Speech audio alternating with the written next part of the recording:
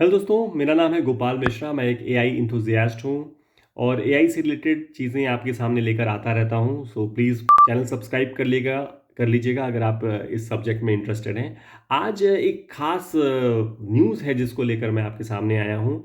और उससे पहले मैं बस इतना कहना चाहूँगा कि जब मैंने ग्रेजुएशन किया था या जब मैंने 12th भी पास किया था, तो उस समय सबसे बड़ा जो एक करियर ऑप्शन होता था वो था कि आईटी कंपनीज़ में चला जाए और वहाँ पे बहुत अच्छी ग्रोथ मिल सकती है आपको।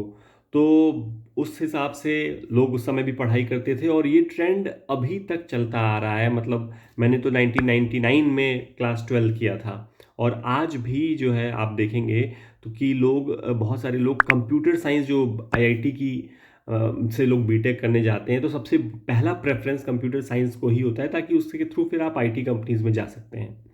लेकिन विनीत नायर जो कि सीईओ रह चुके हैं एचसीएल टेक्नोलॉजीज़ के, उन्होंने कल एक इतना बड़ा स्टेटमेंट दिया है कि जिसके बाद शायद आईटी कंपनीज़ में जाने की सोच रखने वाले लोगों को उस पर सोचना पड़ जाए। उन्होंने ये कहा है कि 70% फ्यूअर पीपल के साथ या लोगों के साथ अब आईटी कंपनीज़ मैनेज कर पाएँगी बहुत जल्द। तो दैट मीन्स अगर 100 लोग थे तो अब बस 30 ही लोग चाहिए होंगे, तो बाकी के जो 70 लोग हैं उनकी ज़रूरत नहीं रह जाएगी। दैट मीन्स उन्हें ले ऑफ किया जा सकता है या कर दिया जाएगा। उन्होंने तो मे बी बेबी का वर्ड भी यूज़ नहीं किया, उन्होंने मतलब एकदम साफ-साफ बोला है। और उनका कहना, जैसे इस तरह की न्यूज़ बहुत आती थी, लेकिन उनका कहना मुझे बहुत ज़्यादा इसलिए खतरनाक लग रहा है या बहुत ज़्यादा कंसर्न मैं उसको लेकर इसलिए हो रहा हूँ क्योंकि विनीत नायर को मैंने बहुत करीब से देखा है, जाना है। मैं एचसीएल टेक्नोलॉजीज़ में खुद भी था 2010 से 12 तक में, तो उनसे मिला भी हूँ मैं। और इतना अच्छा बंदा जिसको इतनी सारी नॉलेज है, जिसने कंपनी लीड किया हो और उसी कंपनी के बारे में, आईटी इंडस्ट्री के बारे में कुछ कह रहा है, तो उसे आपको सीरियसली ज़रूर सुनना चाहिए और उसे सीरियसली ज़रूर लेना चाहिए अगर आप आईटी में हैं या फिर उसमें आने की सोच रहे हैं। तो उनकी न्यूज़ तो जो है मैंने आपको बता दी, उन्होंने जो कहा। इसके बाद उन्होंने थोड़े सुझाव भी दिए हैं। उन्होंने कहा है कि जो जो कंपनीज़ हैं उन्हें ऐसा नहीं है कि अ, एकदम से जो है एम्प्लॉइज़ को निकाल देना चाहिए, अनएथिकल होगा, बल्कि जो एक्जिस्टिंग एम्प्लॉइज़ हैं उनको आप अपस्किल करिए और फिर उनकी स्किल्स को यूज़ करते हुए आप प्रोजेक्ट्स को अपने वो करिए। और चूँकि आप प्रॉफ़िटेबल हैं, तो आप निकालेंगे तो ये काफ़ी अनएथिकल होगा। ठीक है, उनकी बात बिल्कुल सही है, लेकिन कंपनीज़ प्रॉफ़िट ड्रिवन ही रहती हैं और इस तरह की जो कह सकते हैं कि एक आइडियल थिंकिंग है, वो काम नहीं करती है। अभी स्पॉटिफ़ाई ने पिछले मतलब अच्छा प्रॉफ़िट किया था और 1/3 या अच्छे खासे लोगों को अपने कंपनी से निकाला था। इसी तरह गूगल अपने 12,000 लोगों को निकाला, तो ये प्रॉफ़िटेबल नहीं है, प्रॉफ़िटेबल हैं। या इंडिया में भी बहुत सारी कंपनीज़ जो निकाल रही हैं, प्रॉफ़िट आने के बावजूद निकाले जा रही हैं। तो जो ये निकालने का ट्रेंड है, डेफ़िनेटली वो एआई के कारण उसमें बहुत ज़्यादा एआई का भी इम्पैक्ट है, क्योंकि एआई आपकी प्रोडक्टिविटी को इतना बढ़ा दे रहा है कि जो काम ज़्यादा लोग करते थे, अब वो कम लोग कर पा रहे हैं। तो ये तो विनीत नायर की बात हो गई और विनीत नायर से ही इसी इसी तरह की एक बात की थी कुछ दिनों पहले जेनसेंग हुआंग ने। जेनसेंग हुआंग भी दोस्तों बहुत बड़ी पर्सनैलिटी हैं, जो एनवीडिया कंपनी है उसके सीईओ हैं। और समझ लीजिए कि उनका भी कहना हर किसी को बहुत सिंसियरली और बहुत सीरियसली लेना चाहिए। उन्होंने क्या कहा कि प्रोग्रामिंग लैंग्वेज सीखने की अब ज़रूरत नहीं है, इट्स ऑब्सलीट। और उन्हीं से इसी इसी बात से रिलेटेड एक एंड्रेस कैपार्थी, आई थिंक ऐसे ही कुछ नाम है उनका, उन्होंने कहा था कुछ दिन पहले कि ये बहुत बड़ी पर्सनैलिटी है, खैर आपको बता दूं, एआई की फील्ड के। जैसे कि अगर आप जो बेस्ट क्रिकेट के 11 चुनते हैं लोगों को, जिसमें सचिन तेंदुलकर और आप ब्रायन लारा जैसे लोग को रखते हैं, तो समझ लीजिए अगर आप एआई के बेस्ट 11 चुनेंगे तो आंद्रेज भी उसमें आएंगे। तो उन्होंने कहा था कि the hottest programming language today is English. And English है अगर, तो मतलब आपको और कोई सी सी प्लस प्लस और जो वो सब पढ़ते थे, जावा, पाइथन, इन सबको सीखने की ज़रूरत नहीं। इंग्लिश अगर आपको आती है तो आप प्रोग्रामिंग कर सकते हैं। एंड फॉर दैट मैटर अगर आपको हिंदी आती है, तेलुगु, तमिल, कोई भी लैंग्वेज आती है तो आप प्रोग्रामिंग कर सकते हैं, क्योंकि हर लैंग्वेज आप इंग्लिश में ट्रांसलेट भी कर सकते हैं। तो ये तो समझ लीजिए कि जो बेसिक जो कोडिंग वाला पार्ट करते थे। आईटी कंपनीज़ में ये बहुत बड़ा पार्ट है, मतलब जो फ्रेशर्स आते हैं, इंजीनियरिंग बैकग्राउंड के लिए जाते हैं कंपनीज़ में, कोडिंग के लिए ही बेसिकली लिए जाते हैं। हालाँकि आईटी कंपनीज़ का रोल बहुत अब बड़ा होता जा रहा है, कई तरह के काम करते हैं, कंसल्टिंग करते हैं, तरह-तरह की चीज़ें करते हैं, पर फिर भी coding still is a very big part of IT companies. तो वो जो है अब एआई के थ्रू होने लगेगा, तो वहाँ पे बहुत ज़्यादा लोगों की ज़रूरत नहीं रह जाएगी, और ये एक फैक्ट है। इसे जितना जल्दी एक्सेप्ट कर लेगा कोई, उसके लिए उतना अच्छा रहेगा। हालाँकि अभी एकदम से नहीं हो रहा है, थोड़ा टाइम हो सकता है मिल जाए, पर आपको इसे लेकर कंसर्न ज़रूर रहना चाहिए। और मैं मतलब कई सारे डेटा मैंने लिखे हुए हैं कि ले-ऑफ से रिलेटेड, लेकिन आई डोंट थिंक कि we should emphasise upon that. वो चीज़ तो मुझे सेल करने की ज़रूरत नहीं है कि ऐसा होने जा रहा है, वो आप ऑलरेडी देख ही रहे हो न्यूज़ में कि जॉब्स जा रही हैं बहुत बड़ी संख्या में, और आगे भी ये ट्रेंड जारी रह सकता है, बल्कि रहना ही रहना है, अभी कुछ दिनों तक तो रहना ही रहना है। तो ऐसे में अब सवाल ये उठता है कि जो लोग हैं इन कंपनियों में, उनको क्या करना चाहिए? और उन स्टूडेंट्स को क्या करना चाहिए, जिन्होंने एक बहुत अच्छा सपना सजाया हुआ था कि हम आईटी कंपनीज़ में जाके बहुत अच्छी जॉब्स करेंगे। अभी देखिए टीसीएस तो फिर भी कुछ रिक्रूटमेंट की बात कर रही है, शायद 40,000 लोगों को लेने की बात कर रही है। लेकिन इन्फोसिस ने साफ कह दिया है कि वो इस साल कोई रिक्रूटमेंट नहीं करने वाले हैं, जो कि हज़ारों-हज़ारों लोगों को लेते थे, वो कोई रिक्रूटमेंट नहीं करने वाले हैं। विप्रो के, मैं न्यूज़ सर्च कर रहा था, उसपे कुछ मिला नहीं, लेकिन विप्रो की वेबसाइट पे जाके मैंने देखा तो उनका जो एक कोई प्रोग्राम होता था, एलीट नेशनल टैलेंट हंट, वो 2021-22 का ही अपडेटेड, उसके बाद उसमें कुछ किया ही नहीं गया है। मतलब उन्होंने भी उसके बाद से हायरिंग ज़्यादा की नहीं है, और निकालने वाला कार्यक्रम तो चल ही रहा है एक तरफ से।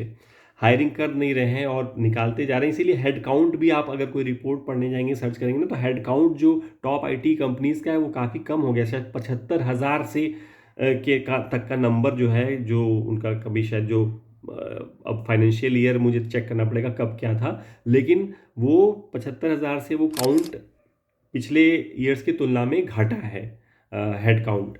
तो ये भी एक मतलब बड़ी बात है, और जो फ्रेशर्स हैं उनके लिए कंसर्न की बात है। लेकिन फ़िलहाल मैं बात करूँगा जो लोग आईटी कंपनीज़ में हैं, और जिनका मेजर रोल कोडिंग से रिलेटेड है, उन्हें क्या करना चाहिए? तो उनके लिए विनीत नायर जी ने भी कहा है कि आप पहले तो अपस्किलिंग करिए, आप सीखिए, मतलब जो नई चीज़ें ट्रेंड में आ रही हैं, जैसे डेटा साइंस हुआ, बिग डेटा हुआ, या फिर एआई से रिलेटेड मशीन लर्निंग हुआ, डीप लर्निंग हुआ, ये सब जो भी कॉन्सेप्ट्स हैं एआई वाले, उनको उनको थोड़ा-सा आप उनसे दोस्ती करिए, उनको अपना बनाइए, ताकि जब बात ये रह जाएगी कंपनीज़ के सामने कि हम एआई का यूज़ करने जा रहे हैं, तो उसमें जो उनके पास पहले से ट्रेंड अगर आप हैं, और उसमें थोड़ी नोटवर्दी आपकी पकड़ है, तो संभव है कि आप जो ले-ऑफ्स हो रहे हैं उससे बच जाएँ, तो वो करना ज़रूरी है मेरे ख़्याल से। दूसरा एक बहुत इम्पोर्टेंट चीज़ है, जो हमेशा ही कहा जाता है लेकिन लोग ध्यान नहीं देते हैं, मैं भी कभी ध्यान नहीं देता था इन सब चीज़ों पर, नेटवर्किंग। आपको अपने आईटी फ़ील्ड में जो भी पुराने दोस्त हैं, या बॉस रह चुके हैं, कलीग्स रह चुके हैं, सबके साथ लिंक में रहना चाहिए आपको। नेटवर्किंग बहुत स्ट्रॉन्ग बेसिकली करके रखनी चाहिए, क्योंकि ये सबसे बड़ा सहारा होता है। अचानक से अगर जॉब चली जाती है, तो नेटवर्किंग के थ्रू जॉब पाना कंपैरेटिवली ईज़ी होता है। और क्या करना चाहिए? और आपको अपना लिंक्डइन पे भी आपको एक्टिव रहना चाहिए। लिंक्डइन पे बहुत सारे प्रोफ़ेशनल्स जुड़े रहते हैं, तो लिंक्डइन पे एक्टिव रहिए। उस पे जो है आप हमेशा कुछ न कुछ डालते रहिए, ताकि लोगों की नज़र में रहिए, और वहाँ पे अपनी प्रोफ़ाइल को हमेशा अपडेटेड रखिए। एक एक और मुझे लगता है कि एक ज़रूरी चीज़ जो हम लोग कर सकते हैं, वो ये है कि आपको अभी जॉब की ज़रूरत नहीं है, आपको लगता है आपकी जॉब बिल्कुल सेफ़ है। हालाँकि जैसा सिनेरियो चल रहा है, आपको मान लेना चाहिए कि सेफ़ नहीं है। सेफ़ हो तो भी मान लो कि सेफ़ नहीं है, और कोई और जॉब के तलाश में रहो, और हो सके तो एक जॉब हाथ में लेके रखो। मेबी आप उसको मतलब जॉइन नहीं करने जा रहे हो, लेकिन एक लेके रखो अपनी सेफ्टी के लिए, तो वो अच्छा रहेगा। और एक चीज़ मैं कहना चाहूँगा कि जो जो लोग अभी थोड़ा यंग हैं, और जिनको जो आईटी में है और शादी की उम्र है और शादी करने वाले हैं, अगर लव मैरिज है तो you can not do anything about it, लेकिन अगर अरेंज मैरिज है तो आप ये कोशिश करो कि आप आईटी में हो तो दूसरी आईटी वाली लड़की से शादी मत करो या लड़के से शादी मत करो, किसी और सेक्टर से। जैसे वो कहते हैं ना, don't put all your eggs in one basket. तो उसी तरह ऐसा ना रहे कि दोनों कपल, मतलब कपल जो है दोनों ही एक ही सेक्टर में है। आप अलग अलग सेक्टर करिए ताकि आपका रिस्क डाइवर्सिफाई हो पाए। एक फाइनेंशियल का हो तो और बेटर है, एक आईटी का हो या कोई एजुकेशन के लाइन में हो या गवर्नमेंट जॉब हो तो और भी अच्छा है। तो वो चीज़ करिए, उससे भी थोड़ा सा रिस्क कम होगा। और एक पॉइंट ये है कि अगर आप ऑलरेडी मैरिड हो, आपकी वाइफ इन केस अगर, या आपके हस्बैंड, आई मीन आपका स्पाउस अगर कुछ नहीं करता है, तो ज़रूरी है कि आप उसे मोटिवेट करो कि वो भी कोई काम करे। फॉर एग्जांपल, खैर मेरे केस में तो बात है कि मेरी वाइफ खुद ही इंटरेस्टेड रही है शुरू से, तो उसका एक सैलून है और मेरा भी अपना कई सारा काम है। तो इन केस किसी को कुछ होता है तो एकदम अनरिलेटेड सेक्टर है, तो असर नहीं पड़ेगा, एक दूसरे को संभाल सकता है। लेकिन अगर आपके केस में आपका स्पाउस या आपकी स्पाउस अगर काम नहीं कर रही है, तो आई थिंक उसको एनकरेज करना चाहिए कि वो कोई ना कोई काम, जॉब भी हो सकता है और आप एक एंटरप्रेन्योरियल रूट भी ले सकते हो। कई चीज़ें घर से भी होती हैं, वर्क फ्रॉम होम वाले भी कई सारे ऑप्शन होते हैं। इसको एक्सप्लोर करिए और रेडी रहिए, ताकि अगर एक के ऊपर आ जाए तो दूसरा गाड़ी को संभाल ले। तो वो आई थिंक करना बहुत ज़रूरी है। और एक इम्पॉर्टेंट चीज़ है कि जो अ, कई बार हमारी हमारी हॉबी होती है पर हम उसको परस्यू नहीं करते हैं। लेकिन जो ऐसा सिनेरियो चल रहा है उसमें ऐसा नहीं है कि जो है जल्दी ही सब कुछ ठीक भी हो जाएगा। जैसे एआई की वजह से जॉब जनरेट होंगी, ऑब्वियसली जॉब्स जनरेट होंगी, पर वो आप ही को मिलेंगी ऐसा कहना मुश्किल है। और जॉब जो जाने वाली हैं उसमें आपकी जा सकती है, इसकी संभावना अधिक लग रही है, क्योंकि 70% अगर विनीत नायर सही हैं तो 100 में से 70 जाने हैं, तो वो 30 ही बचने हैं। उसमें 30 में होना मतलब प्रोबेबिलिटी देखिए कम है ना। तो वो प्रैक्टिकली अगर सोचा जाए तो प्रोबेबिलिटी कम है। इसलिए कोशिश ये रहनी चाहिए कि अगर मेरी कोई हॉबी है और मैं उसे परस्यू करके उसे मोनेटाइज कर सकूं। मैं अपना ही एग्जांपल दूंगा। मैंने जो है इंश्योरेंस कंपनी में काम किया, आईटी कंपनीज में काम किया, और मेरी हॉबी थी लिखना। तो मैंने अपनी अच्छी खबर .com वेबसाइट पैरेलली में बनाता बनाता गया। 2010 से ही मैंने बनाना शुरू कर दिया था, उस पर काम करना शुरू कर दिया था।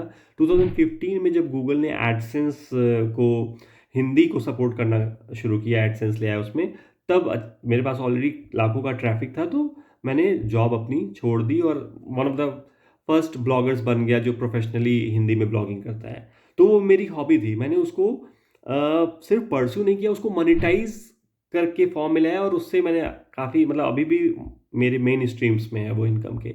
तो आपकी भी अगर कोई हॉबी है तो उसको जिंदा रखिए, बल्कि मैं तो कहूँगा उसे परस्यू करिए उसको। और ये एक एक सही समय है कि आप अपनी हॉबी को थोड़ा सा परस्यू करके उसको मोनेटाइजेशन तक के लेवल तक ले जाइए। कैसे करना हो वो आपकी हॉबी पे डिपेंड करेगा, but many people have done it, many people are doing it, and of course you should also do it. तो ये मेरी आपको सलाह है। और जो स्टूडेंट्स की मैं बात कर रहा था, अब मैं ये कहूँगा कि आप इस मतलब आंख मूंद कर आईटी में जाने के हिसाब से सब्जेक्ट्स को मत चुनिए। अभी देखिए, थोड़ा एक्सप्लोर करिए कि क्या क्या ऑप्शंस आपके पास बेटर हो सकते हैं। कई लोग तो सिर्फ अच्छे करियर के उससे जा सकते हैं, बल्कि अगर आपका इंटरेस्ट किसी और चीज़ में है और आप सिर्फ इसलिए जाना चाहते थे आईटी में कि उसमें जो है ऑन साइट जाने को मिलता है, अच्छा पैसा मिलता है, तो वो चीज़ थोड़ा सा अभी आप छोड़ के अपने रियल इंटरेस्ट को भी आप देख सकते हैं और बाकी ऑप्शंस को भी एक्सप्लोर कर सकते हैं कि क्या आपके लिए सही रहेगा।